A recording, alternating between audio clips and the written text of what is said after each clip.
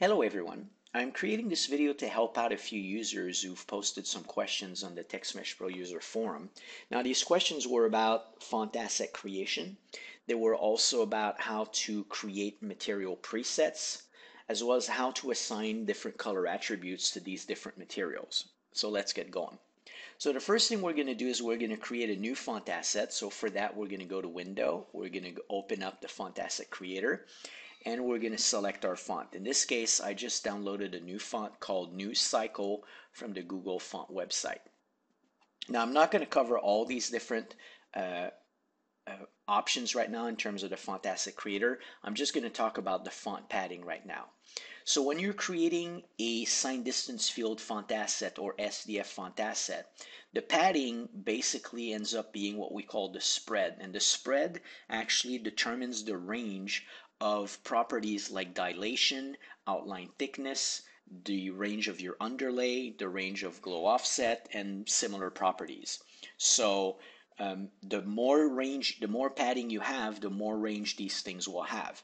Now, increasing this padding comes at a cost, however. So in order to illustrate this point, let me switch from distance field 16 to hinted smooth. Hinted smooth will generate a bitmap font asset, but I'm only switching to this because it generates the image really fast, which is what I want to show. So if I hit generate, we can see that for this particular font, with a padding of 5, with a font with an atlas resolution of 512 by 512, we end up with a point size or sampling size of 78 points, which basically means the sampling for each letter is that of 78 points. Now, if I was to reduce the padding to 3, for example, we would see that the sampling increases to 85, which means we would get a slightly more accurate representation of each character. So, but again, this reducing the padding would come at a cost in terms of our range for underlay and all those different properties. So as a user, you need to basically balance these two factors. Now, personally, when you generate your font asset, I keep it at normal. I would just stick with the default settings, generate your font, start using your font, and if it looks good to you, then it's good enough. Don't start messing with this unless you really need to, because the difference between 85 and 78 is really marginal. In some fonts where there's really high frequency changes, lots of details, you may see it, but for a lot of fonts, it's not that visible. There actually are fonts that will look pretty decent at like 36 to 40 something point size sampling. So as soon as you get in the 60 to 70 range, it's pretty decent.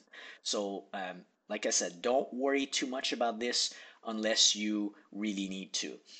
The other thing to keep in mind is if you increase the atlas resolution to something like a 1K by 1K or 2K by 2K, this spread will need to double. So at 512 by 512, 5, the range, like padding of 5, when you go to 1K by 1K, the same range would require a padding of 10. Okay, because it's proportional. The font is suddenly larger, the sampling is doubling, so in order to get the same range, we need to double the padding. Make sense? Cool. Now, it will also take longer to generate that SDF at a larger size with more padding. Okay, but once it's done, the font asset is static. You don't need to worry about it anymore. So let's go back to switch to SDF 16. Now, what does 16 mean? It means that this 78 or 85, when we're computing the distances, we're going to scale it up 16 times from that 85. So each character is generated at 16 times 85 to compute the distances versus 32 times that. So it's sort of an oversampling that we're doing. Again, it will yield in some cases better results. In others, it's not going to be that obvious. So back to the same point I was making, stick with the basic options. Take a look at the font. If it looks good to you, then good enough. If you feel it needs to be tweaked, then hey, tweak it. Cool, let's go back to 16 and generate this font asset with all the default options. And voila. So now we're going to save it. Now where I located the font asset, I put it, in some folder called fonts, but if I want to be able to use it in a build, I really want this font asset to be in a resource folder. So I'm actually going to go to a resource folder inside my font and materials and put it there. Now by default, TextMesh Pro takes the name of the TTF, which is New Cycle, and adds the SDF behind it, which allows you to know it's a sign distance fill font asset. And we're going to save it. We'll close this and let's go take a look at this new font asset. So I'm going to create a new TextMesh Pro object. I'm going to go to 3D object. I'm not going to use the UGUI version of it or the new UI version of it. I'm just going to use the normal one. So I'm going to pick the TextMesh Pro object, which is right here. When we create a font asset, right now by default, I created a new font asset. By default, TextMesh Pro, since I didn't specify anything, it picks Arial SDF for us. So don't delete this Arial SDF because whenever you're going to be creating TextMesh Pro objects, it's looking for this by default. And if it can't find it, then it's not going to be too happy. So make sure you always keep it. That font asset's not really that big. It's sort of your default go-to font asset to use. Now let's go find this news cycle font asset that we created to take a look at a few things. So if we pick this font asset right here, we can see information about the font asset itself. It basically says it was the news cycle font. The point size sampling was 77. The line height is 114. By the way, this information like line height, baseline, ascender, descender, that's what was defined by the font designer in the TTF. These are not created by TextMesh Pro. We're literally reading these values inside the TTF. Okay, so this is what was assigned. So ascender, descender, where the underline is, where the superscript offset is, so you can control the offset of the superscript and subscript as well as their size. It tells us that the atlas was a 512 by 512. When the font asset was created, the font atlas was created as a sub-asset to this font asset, so that way we always have a reference to it, and we created a default material that is used by it right there, the news cycle one. Then here you have your information about the normal weight, what's the weight of a normal font, how bold is bold. Let me expand this a little bit so you see the number right there. The italic, how slanted is italic. Then you have your glyph info, which basically says where each character is in the font atlas. And lastly, our kerning table, which is currently empty.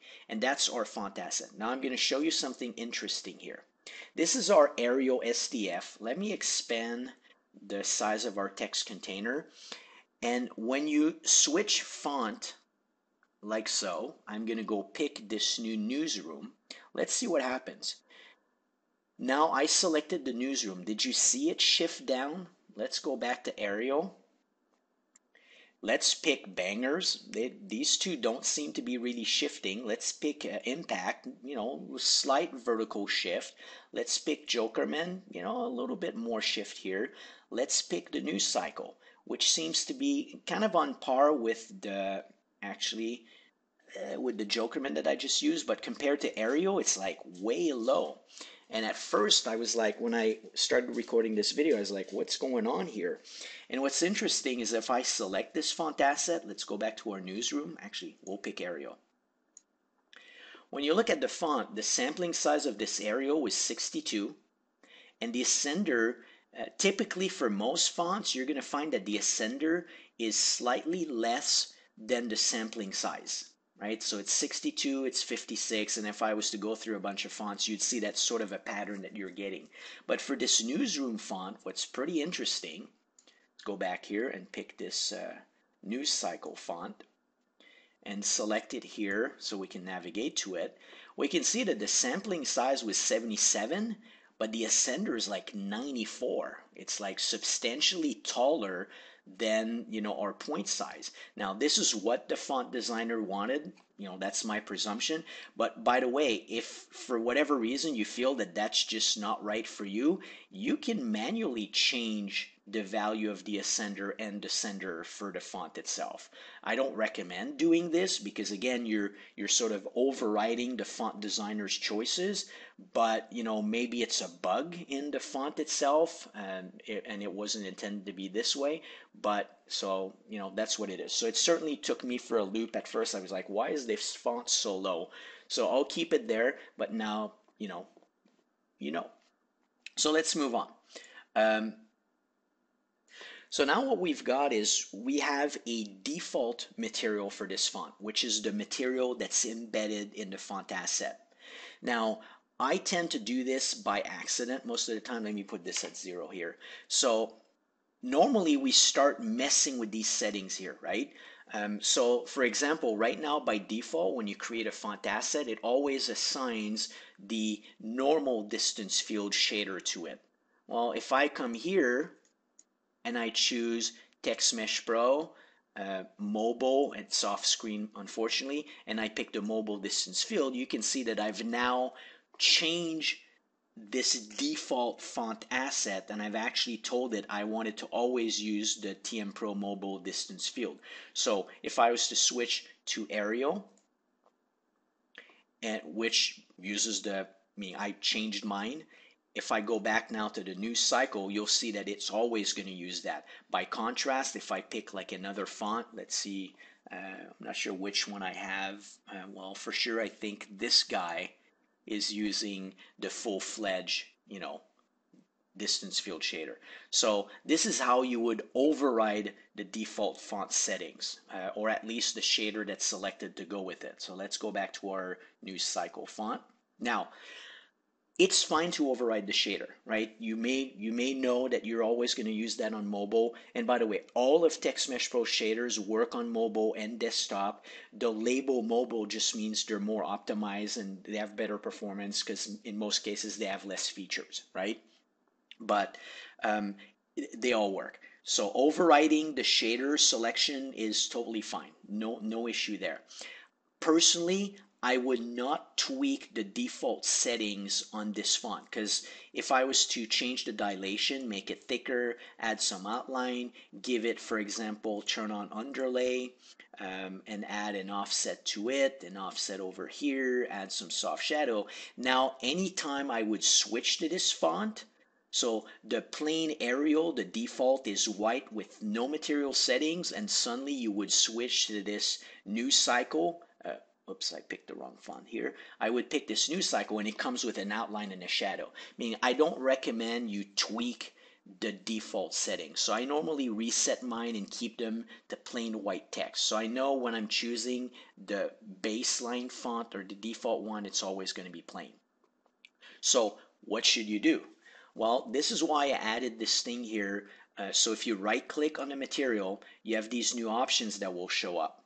And duplicate material will allow you to create a new material preset.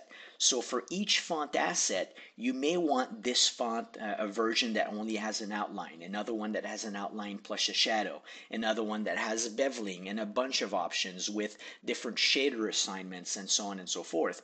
So the way you should handle this is don't go tweaking this for every single font. Instead, create a bunch of different materials that have the different looks you want, and then via code or via the inspector, just assign these different materials that you want. So in this case, we're going to create a new duplicate material. I'm going to click duplicate, and you'll see that it instantly created here this new news cycle. It instantly assigned it to the new object. Now I'm going to tweak it because this is my base one. This is my new one. So let me give it a little bit of dilation. Actually, I'll go 0.15. I will add some thickness, maybe 0.15 as well, and maybe more, 0.2. Let's zoom in so we can take a look at it more closely. Let's add actually an outline to it. Well, let's enable it first. Let's go like this, and let's add some softness to it. And now it's called News Cycle SDF, not, very informative. So what I'm going to do, oops, again, I keep picking the wrong font.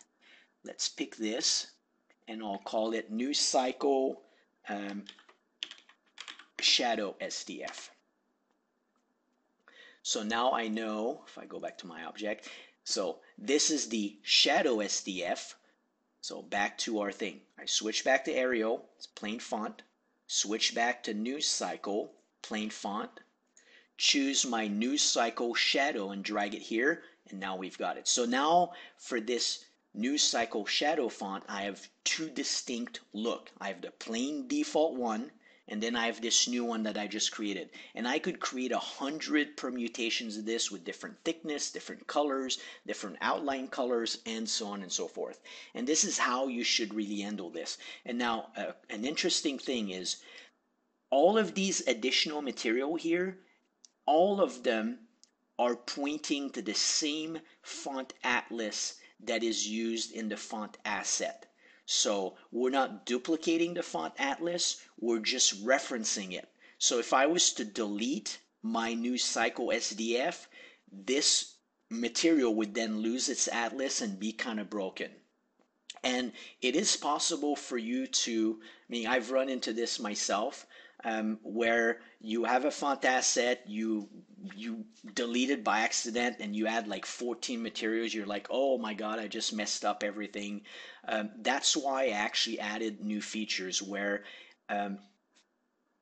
let's assume it happened. Okay, and this video is starting to be long, so I apologize for that, man. I'm trying to give you as much information as possible.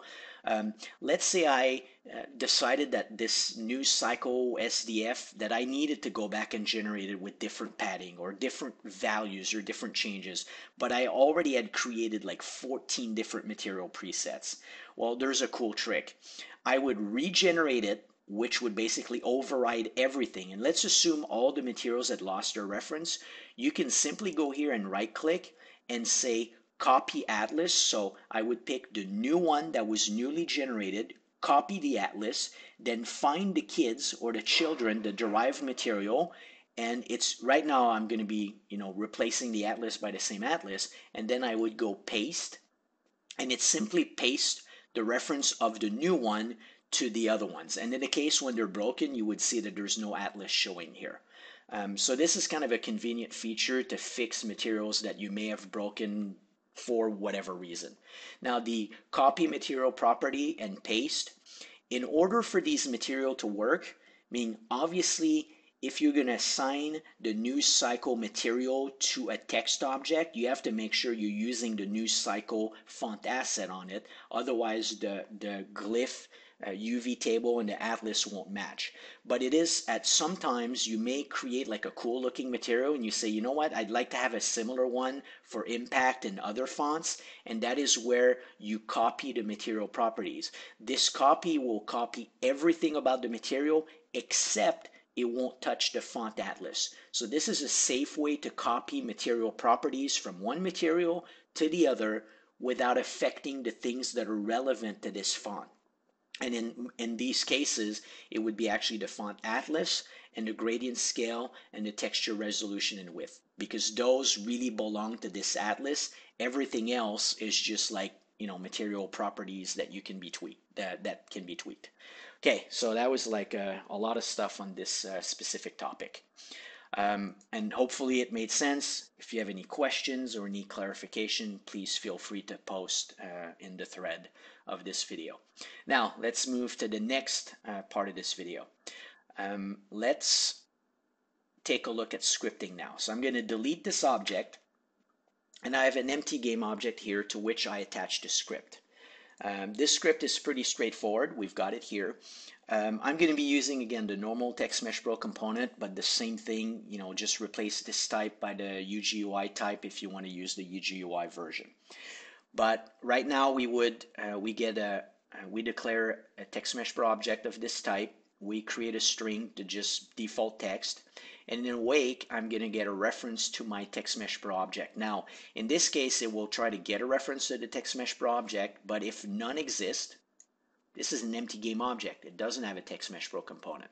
So in this case, if there are no components found, which is what this nullable type thingy is, whatever the appropriate name would be, but it means if this returns null, then it will add a TextMesh Pro component, and then we'll get a reference to it. Let's actually test it just for fun. We're going to enter play mode. Let me go to this object. Actually, I don't want to be in game view. Let me move my game view away so we can see it here. So by default, we said, let's go back to our script.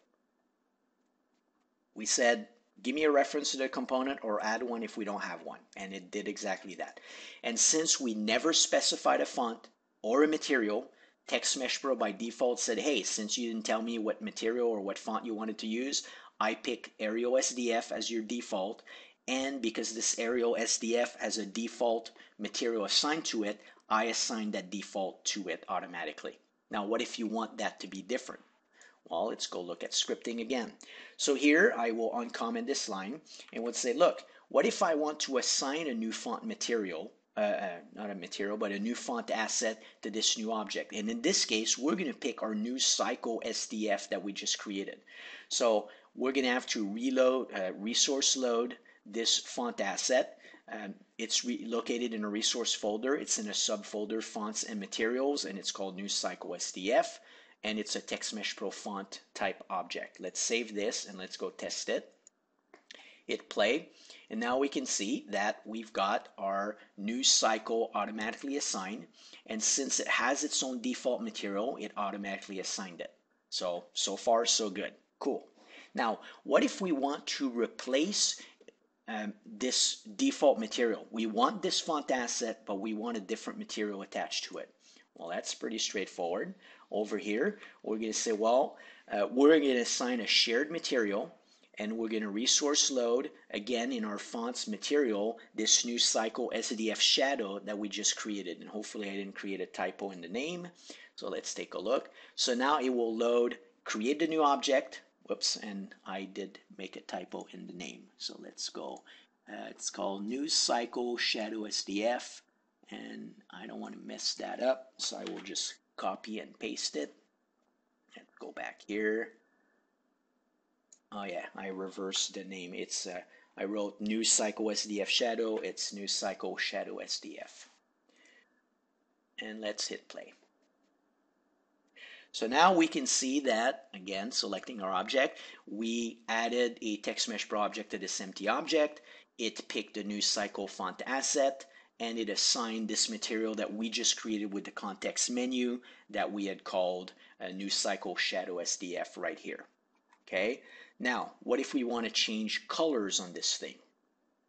Well, let's go back to our script. So now we're loading our font asset, we're loading and assigning the material. Let's change the vertex colors to green. So same thing, now we're saying we're going to change the color, which is really the vertex color, and it changes that inside the mesh, and we're going to assign green. And now we can see that the vertex color here has been changed to green. Now let's say I don't want to change the vertex color. I would like to change the face color. So now we're changing the face color. Now the face color is a material property. As we change this, internally it's going to create an instance of that material. Otherwise we would be changing the color of this material here that we created. We don't want to be changing, if we are going to instantiate 100 different text objects, and we're going to be changing colors, not vertex colors, because vertex colors are part of the mesh, and changing those for every single object is fine. But face color is a material property. We don't want to change the face color of this object or this material for every single one. Otherwise, they'll keep overriding each other, which is why we create an instance. So I go here, it will create an instance, and we're assigning, I guess, it looks like orange. So I'm going to hit play. And now we're changing, we're going to verify everything I said. It loaded our font asset, it loaded the material, and we're changing the face color, and it says, oh wait, I don't want to change it here. If I select it here, we can see that its face color is still white. This one here, it actually created an instance of the material, and it assigned to the face color orange. What about the outline? Well, it's the same thing. So outline here, we're going to change the outline, and I think this is yellow. We're going to enter play mode, and we're going to see now that we're face color is orange and the outline is yellow, and we can confirm it, and it's still right here in instance. And let's see what else we got. That's basically it, I believe. The last thing that I could show is, let's cancel these two, and let's actually change, instead of changing the face color and the outline on the material itself, let's go change it on a font shared material. So here we're saying whatever shared material we're using, go change it. And what's going to happen if we do that, now whatever color we had picked, which I guess is blue, now we can see that it's blue, but hey, we changed the font shared color, which means this is not an instance anymore. We specifically said don't create an instance, change the shared material, and now what happens if I go stop and I go pick this material, it's blue now because we actually told it to change the real material itself, not the instance. So now if you had like a bunch of other objects and prefabs and they were using this material, we just changed it for all of them, which is why in Unity there's the whole concept of instance materials versus not instance. So you have to be careful when you're making material and color changes or even outline thickness changes or any of these things, because if you're referencing the shared material, you're actually referencing the asset itself or the material that you're going to be changing. So let me reset it back to white because I don't want to mess with my material presets. I want them to be the way I created them. So that's basically it for this video. Just a few things. I'm assigning the text that's defined here, and I wanted kerning enabled just so it would look nice. I don't have any kerning pairs defined. The reason it's there is I was using impact first before I decided to create a new font material and a new font asset. But impact, I was using like some fancy material with beveling on it, and it looked much better with kerning pairs defined. But that's why it's there. So this is it for this video. Hopefully you enjoyed the video and it answered your questions. Please feel free to comment if you have any comments or additional questions. Thank you for watching.